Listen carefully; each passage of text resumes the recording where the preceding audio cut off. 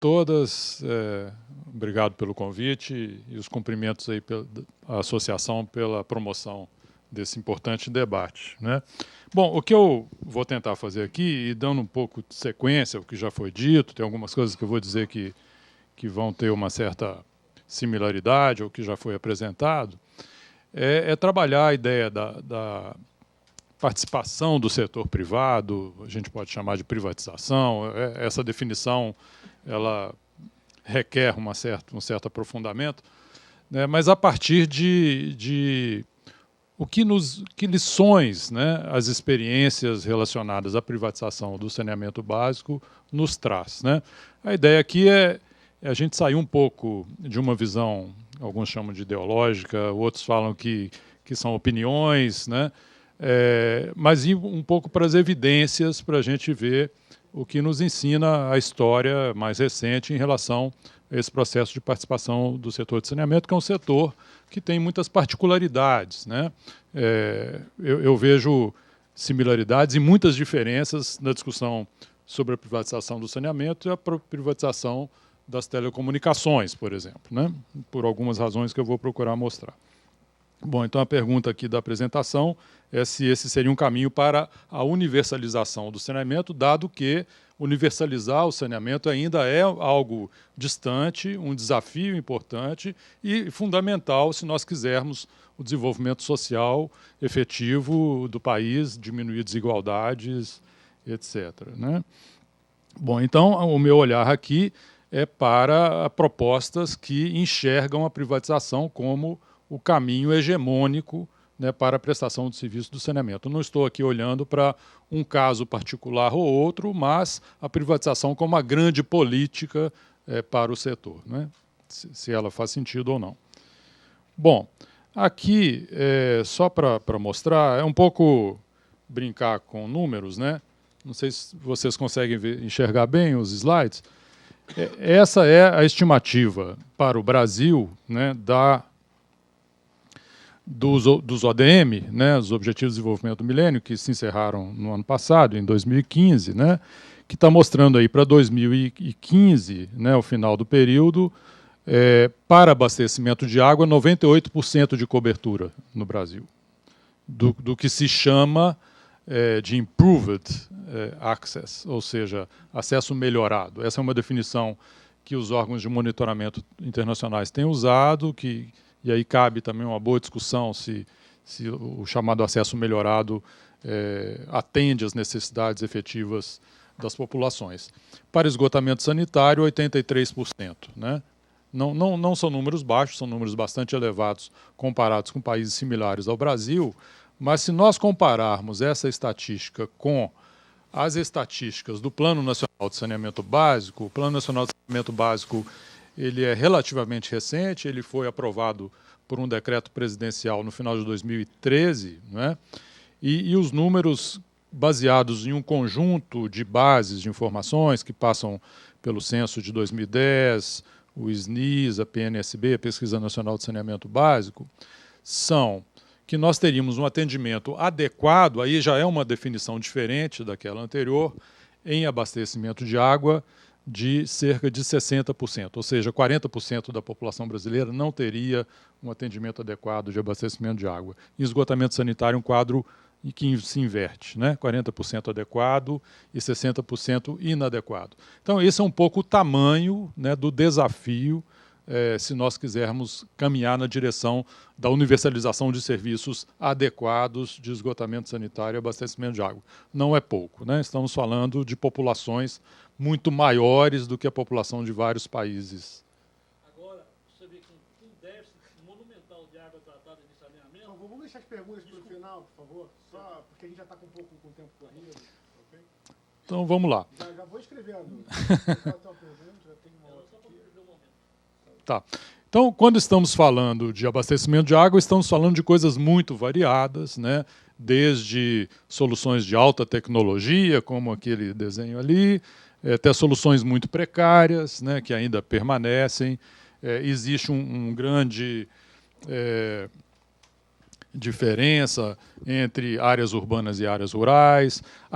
Se nós desagregarmos aquele número do slide anterior por diferentes características socioeconômicas, a marca do atendimento pelo saneamento no Brasil é de enormes desigualdades, enormes gaps entre população urbana e rural, entre população de periferia das grandes cidades e população das zonas tradicionalmente urbanizadas. Se nós quisermos desagregar por renda, por nível educacional, escolaridade, vai ficar claro. Se nós desagregarmos por cor da pele, né, que é uma das variáveis do censo, também fica claro essa grande desigualdade social, né?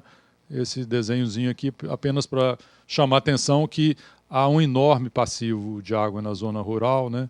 Nem sempre H2O é sinônimo de acesso à água, né? Ele pode significar um pretenso acesso que não existe. Em esgotamento sanitário, idem, o mesmo tipo de raciocínio, né? Em alguns casos há uma enorme necessidade de tecnologias avançadas, mas há também necessidade de soluções mais locais que atendam a realidades, especialmente no setor rural. Existe um enorme passivo, essa charge é bastante ilustrativa, né? Em tratamento de esgotos, né? Investiu-se muito em transportar o esgoto, em pouco em tratar, né?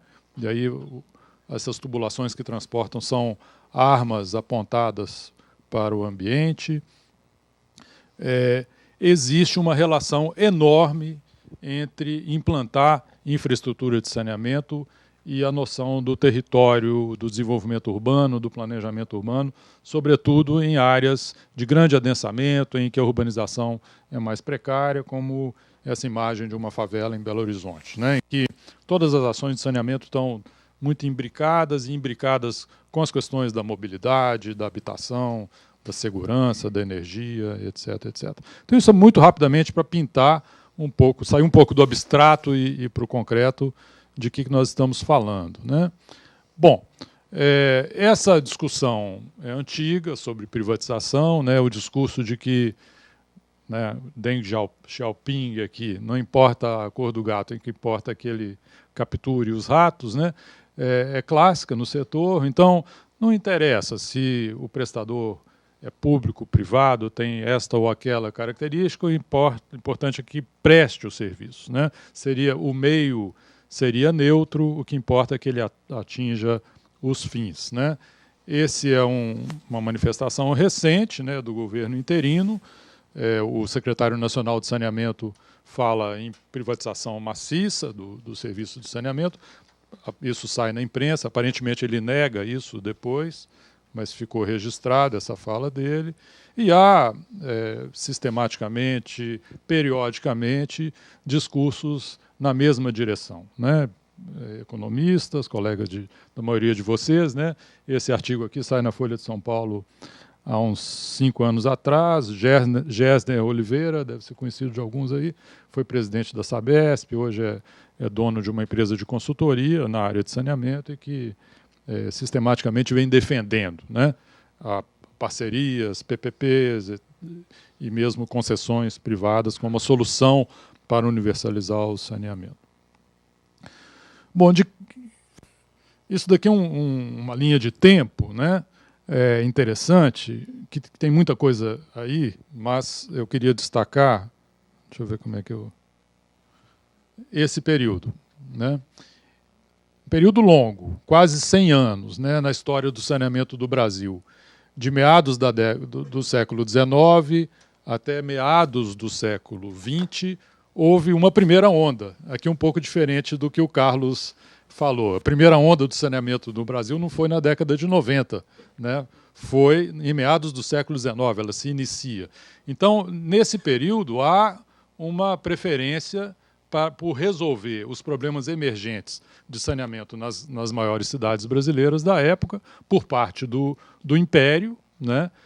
Pela via privada de prestação de serviços. Nesse período, muito maciçamente, empresas inglesas assumem a operação das grandes cidades brasileiras. O Rio de Janeiro é a primeira cidade que inicia com uma experiência de esgoto, uma parte pequena da cidade, depois privatiza também a água, e várias outras cidades. É muito interessante que houve uma grande exceção no país, que foi São Paulo, São Paulo não privatiza os seus sistemas de saneamento, mas Recife, Fortaleza, São Luís, Porto Alegre, várias capitais, nessa época, iniciam a prestação por empresas privadas, e esse processo se interrompe, mais ou menos no pós-guerra, termina de se interromper no pós-guerra, por duas razões importantes, né? Uma, porque as empresas se negam a expandir os seus serviços. Elas mantêm a prestação de serviços nas áreas centrais da cidade, onde,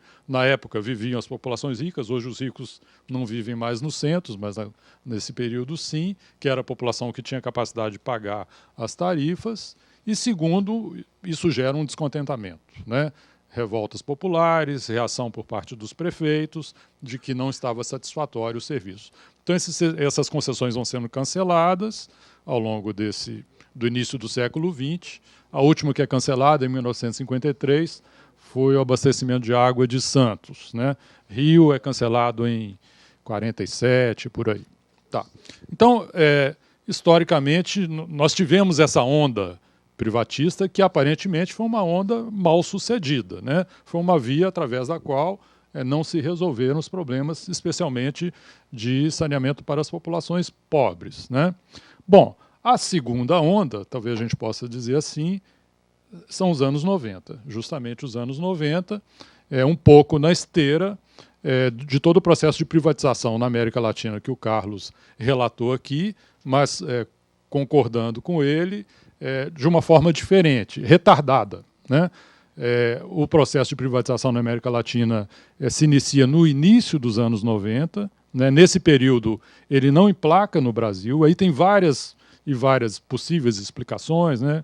Eu escrevi um texto em que eu tento esboçar isso. Houve reação dos trabalhadores, houve reação dos movimentos sociais, dos próprios governadores de Estado, não é? No início dos anos 90, nós tínhamos o governo...